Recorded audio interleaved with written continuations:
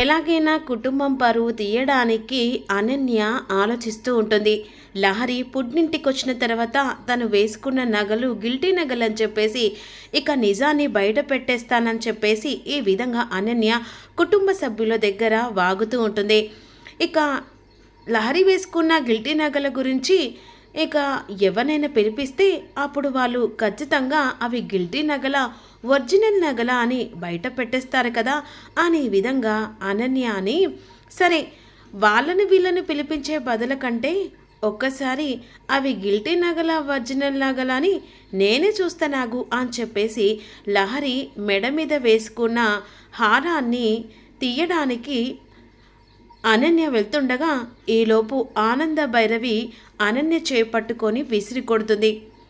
నా కూతురు పుట్టింటికి అని చెప్పేసి అందరినీ చూడ్డానికి వచ్చిన నా కూతుర్ని అసలు నువ్వెవతివే అవమానించి తను వేసుకున్న నగల గురించి ఇలా మాట్లాడడానికి నీకు ఎంత ధైర్యమే? అయినా మెట్టని ఇంట్లో ఏదో కష్టం వచ్చింది కాబట్టి తను ఆ నగలను ఇక అవసరానికి వాడుకోవచ్చు. అంత మాత్రాన ఇప్పుడు అవి గిల్టీ నగల డూప్లికేట్ నగల అని చెప్పేసి మేము అంతలా పర్టిక్యులర్గా ఆలోచించట్లేదు కదా, అసలు ఏమనుకుంటున్నావే అని అంటుండగా, ఏముంది అత్తయ్య, కుటుంబంలో చిచ్చు పెట్టడానికే కదా అది మన ఇంట్లో అడుగు పెట్టింది అని చెప్పేసి ప్రీతి అంటూ ఉంటుంది. అయినా తన విషయాల గురించి తను వేసుకున్న నగల గురించి నువ్వు అంతలా ప్రేమ చూపించి ఆలోచించాల్సిన అవసరం లేదు. ముందు నీ గురించి మాత్రమే ఆలోచించుకో. అవతల వ్యక్తి గురించి ఆలోచించే ముందు అసలు నీ జీవితం ఎలా ఉందో అది ముందు తెలుసుకోవే, వెళ్ళు అని చెప్పేసి ఇక అనన్యను చీకొట్టేలా మాట్లాడుతుంది ఆనంద. అమ్మ, దాని మాటలు పట్టించుకోకమ్మా, నిన్ను అవమానించినందుకు ఇక నన్ను క్షమించమ్మా అన్నట్టుగా ఆనంద్ అంటుంది. అయ్యో అమ్మ, ఆ అనన్య గురించి నాకు తెలియదా అని విధంగా ఇక లహరి అని, సరమ్మా ఇక ఈయన డ్యూటీ నుంచి వస్తాడు, నేను వెళ్తానమ్మా అనేసరికి జాగ్రత్తమ్మా అని చెప్పేసి ఇక లహరి బయటికి వచ్చేసరికి, అత్తయ్య అందాక వెళ్ళొస్తానని చెప్పేసి శరణ్య వస్తుంది. ఇక శరణ్య, లహరి ఒక్క నిమిషం, ఏంటి వదిన? ఇక తన చేయి తీసుకుని తన తల మీద పెట్టుకొని, ఇప్పుడు నిజం చెప్పు, నీ కళ్ళలో బాధ, ఆ భయం, టెన్షన్ ప్రతి ఒక్కటి గమనించాను. పుట్టింటికి వస్తే ఒక సేద తీర్చడానికే ఈ పుట్టినీళ్ళు, అంటే అమ్మ దగ్గర, అన్నయ్య దగ్గర, వదిన దగ్గర, ఈ కుటుంబం దగ్గర ప్రేమ కోసమే వస్తారు. కానీ నువ్వు కడుపులో ఎంత బాధను పెట్టుకున్నావో అది నాకు తెలియదు అనుకుంటున్నావా అనేసరికి వెంటనే లహరి తన బాధను బయట పెట్టలేక తన వదన మీద పడి ఏడుస్తూ ఉంటుంది. జరిగిన విషయం మొత్తం చెప్తుంది. ఇప్పుడు నేను కడుపుతో ఉన్నాను వదిన అని కూడా చెప్పేస్తుంది. ఇంత మంచి విషయాన్ని ఇలా ఎందుకు దాచిపెట్టావు? పద, అత్తయ్యకి ఈ విషయం చెప్తే ఎంత ఎంత సంబరపడిపోతుందో తెలుసా? ఒక్క నిమిషం వదిన. ఏమైంది లహరి? ఇప్పుడు నేను కడుపుతో ఉన్న విషయం అమ్మకు చెప్తే ఇప్పుడు నా బాధలు కూడా చెప్పాల్సి వస్తుంది. అసలు ఈ కడుపులో బిడ్డనే చంపుకోమని అందరు కలిసి, ఇంట్లో వాళ్ళందరూ కలిసి నన్ను చిత్రహింసలు పెడుతున్నారు. ఏంటి, కడుపులో బిడ్డను చంపుకోమని మీ అత్తయ్యను? అసలు సంతోష్ ఎలా మాట్లాడుతున్నాడు?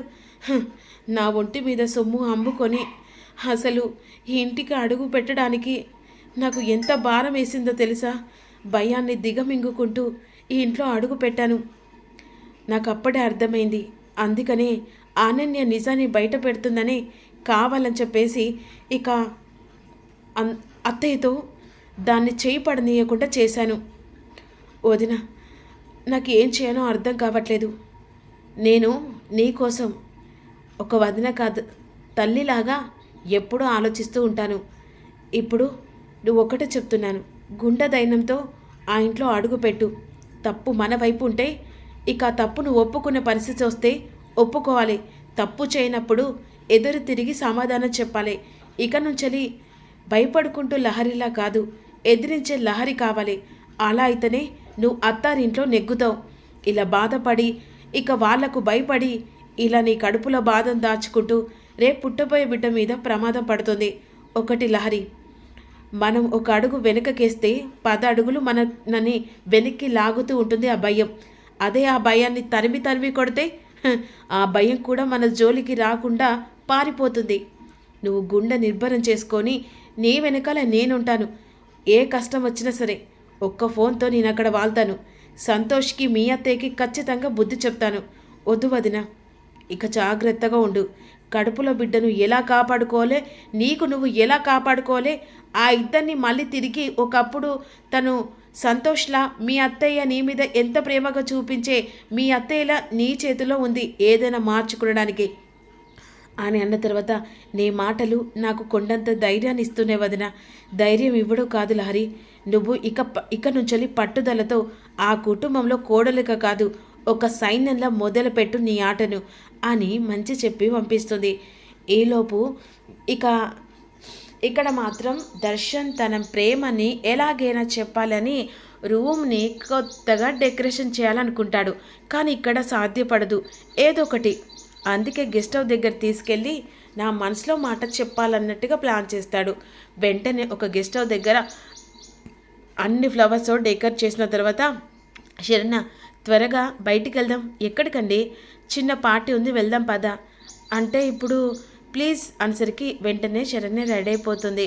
ఇద్దరు కలిసి బయలుదేరుతుండగా, ఇదేంటి ఇద్దరు కలిసి ఎక్కడికి వెళ్తున్నారన్నట్టుగా ఇక సమీర కూడా అంటే సౌమ్య కూడా ఫాలో అవుతూ ఉంటుంది.